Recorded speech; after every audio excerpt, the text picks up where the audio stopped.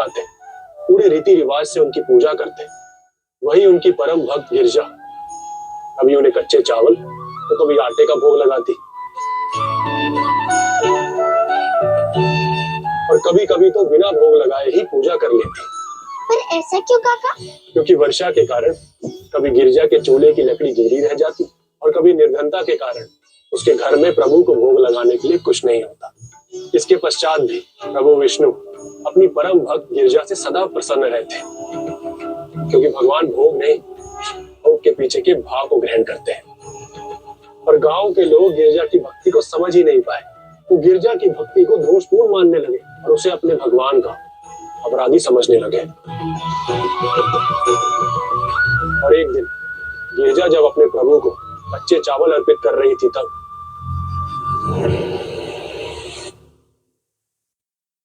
गिरजा,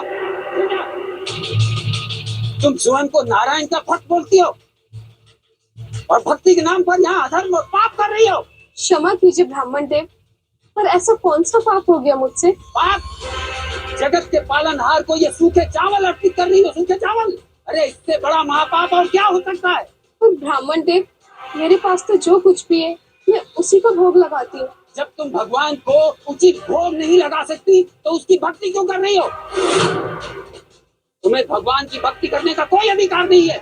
ऐसा मत कहिए ब्राह्मण देव, नारायण की भक्ति करना ही तो मेरे जीवन का आधार है।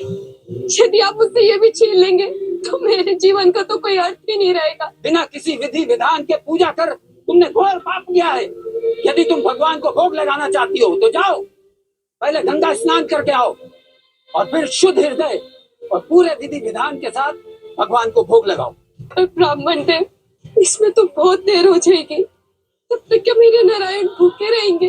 देखो गिरजा, यदि तुमने गंगा स्नान नहीं किया तो हम तुम्हें एकादशी की पूजा नहीं करने देंगे और ना ही तुम्हें इस गांव में प्रवेश करने देंगे। ऐसा मत कहिए ब्राह्मण देव, मुझसे मेरे नारायण की भक्ति का अधिकार मत छीनिए। पापी ऐसे नहीं मानेगी, इसके अपराध का दाम देना ही होगा। हाँ सही कहा। मत मारिए मुझे, मत मारिए।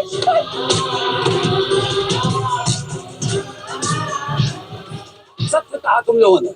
इस पापी को गांव से निष्कासित कर दो। ऐसा धर्म मत कीजिए, मुझे मेरे नारायण की भक्ति से दूर मत करो। मुझे मेरे नारायण की भक्ति से दूर मत करो। मुझे मेरे नारायण की भक्ति से मत करो। बाहर निकालो।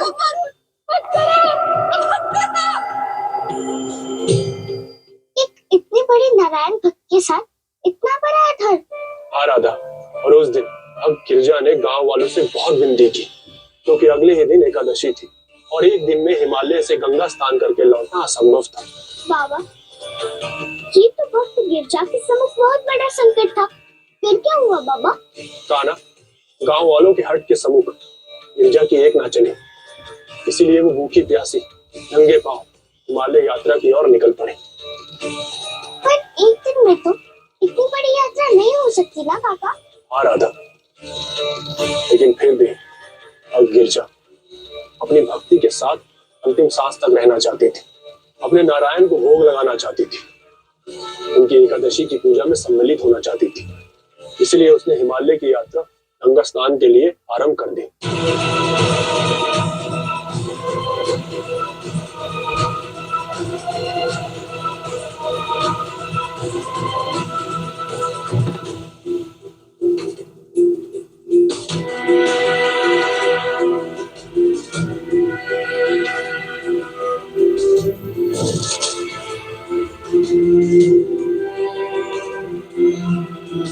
हे प्रभु, हे जगत पालक, अब मेरी भक्ति की लाज आपके हाथों में, क्योंकि संध्या होने वाली है और कल एकादशी है। कल मैं किसी भी स्थिति में हिमालय से गंगा स्नान कर कर नहीं लौट सकती।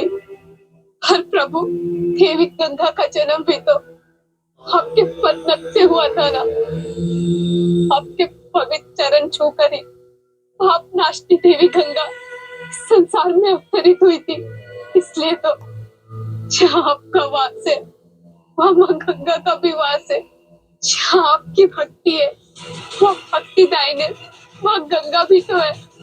इसलिए हे प्रभु, यदि मैंने सच्चे मनोहृदय से आपकी भक्ति की हो, यदि मेरी आत्मा में आपकी सच्ची भक्ति का वास हो, यदि मैंने अपना पूरा जीवन आपकी भक्ति को समर्पित किया हो, आपकी कृपा और आशीर्वाद से माँ गंगा अभी और इसी क्षण आप प्रकट हो जाए, ताकि मैं गंगा स्नान करके गाँव वालों के लालचन से मुक्त हो सकूं, ताकि मैं एकादशी पर आपकी भक्ति कर सकूं, ताकि मैं आपको भोग लगा पाऊं।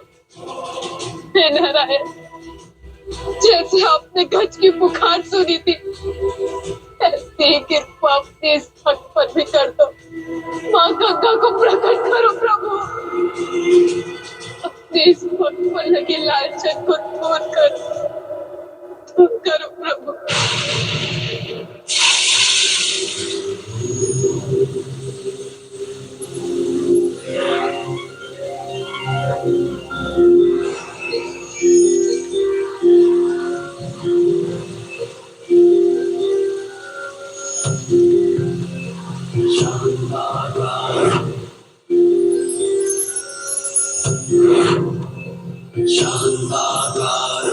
प्रभु, आपने मेरी पुकार सुन ली प्रभु,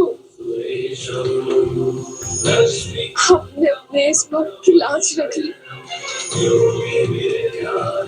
आप धन्य है प्रभु, धन्य है। भक्तों, उस दिन माँ गंगा की धारा जहां से फूटी थी, आज वहीं पर मानसी गंगा कुंड स्थापित है। पर बाबा, इस कुंड को मानसी गंगा कुंड क्यों कहते हैं?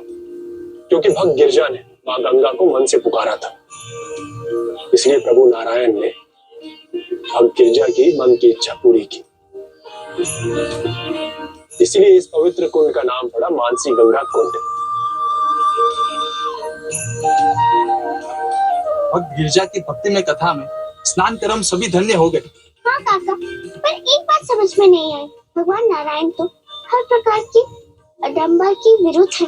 वे केवल भक्तों के हृदय का भाव ग्रहण करते, फिर उन्होंने अपनी परम भक्त गिरजा के साथ इतना बड़ा अधर्म कैसे होने दिया काका? राधा, भक्ति की परीक्षा तो हर युग में होती है।